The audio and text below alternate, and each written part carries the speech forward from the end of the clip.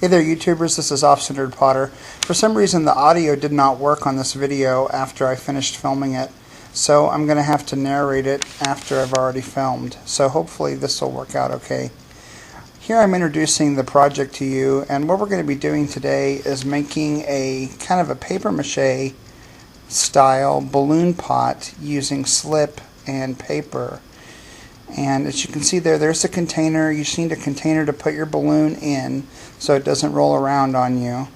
Any container like that will do. Use a slip of any variety. This is an earthenware low fire slip that I'm using, but you can really use whatever you want to make the project. And then of course a balloon, some scrap paper, and some paper towels to help clean up your mess.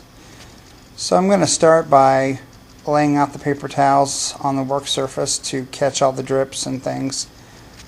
You're going to start by blowing up the balloon, and depending on how much you blow up the balloon is how big the pot's going to be. So if you want a smaller pot, obviously you want a smaller balloon, a larger pot, you want a larger balloon, etc. Okay, so I've blown up the balloon and I have it in the container there. So as you can see, the container is really just to provide some stability so the balloon isn't rolling around all over the place. And you're going to start by taking your paper and ripping it up into squares or strips.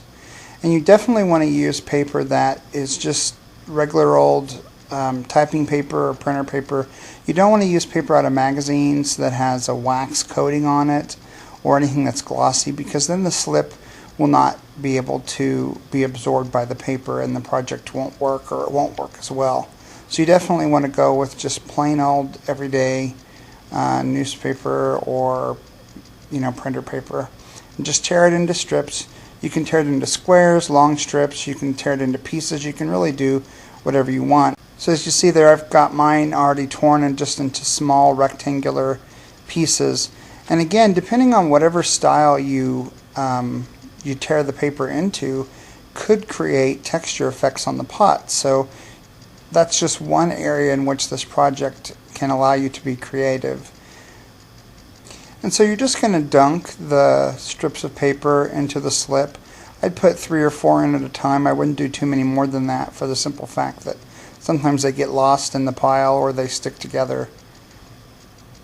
And so just like you remember doing in grade school when you did paper mache with cornstarch and glue, it's the exact same thing.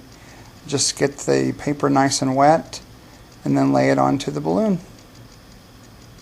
Usually better to start in kind of a crisscross pattern to help the piece develop some strength, and then after that you can pretty much do whatever you want.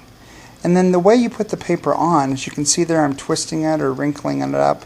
You can put that on the pot in that way on purpose, just to provide some interesting texture on the outside of the pot. And if you put this on before you put another layer of paper to slip down, then that same texture of course will be on the inside of the pot as well.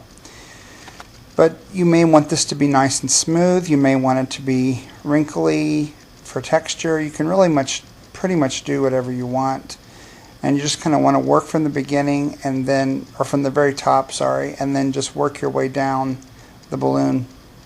You can really do some fun and interesting patterns and textures with the paper, so don't let your imagination limit you. Some other interesting things that you can do with this project, don't allow the simplicity of this to, again, limit your creativity. You can dye the slip with mason stains or oxides. You can use different color slips. So, you might put down one color and then put down another color and layer it on top of it after it's dried, of course, so the colors don't blend together. Or you could allow them to blend together on purpose and create some marbling. You could just do all kinds of interesting things. You could put holes in the paper on purpose. Just all kinds of fun stuff. But obviously you're going to continue to lay those strips down until you've covered the surface of the balloon to create the size of the pot that you want.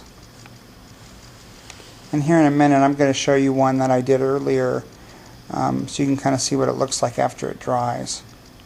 Okay, so this is one that I did earlier, and I've already, of course, removed the balloon. It's very thin, but it's fragile, but it's not that fragile, and that's because the paper really acts as a nice bonding agent with the slip to give it strength while you're working on this. What's really interesting about this is that you could cut this with scissors. You could put holes in it. You could carve designs into it with an X-Acto knife.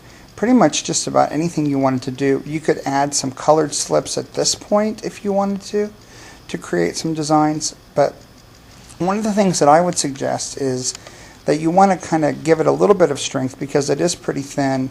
So by just taking a paintbrush and putting in another layer of slip inside the pot after you've dried it once, just kind of thickens it up and catches any of those spots where maybe the slip was super thin.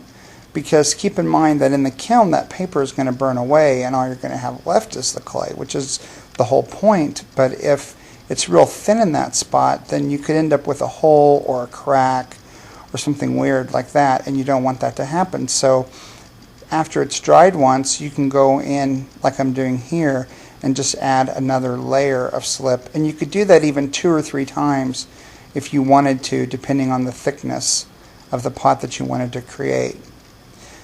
Now, one of the things you have to be careful of when you're doing this is keep in mind that when you add wet slip onto your piece that you've already created, it's going to become soggy again because that's not a very thick pot. And so it's going to become real bendable and shapeable again.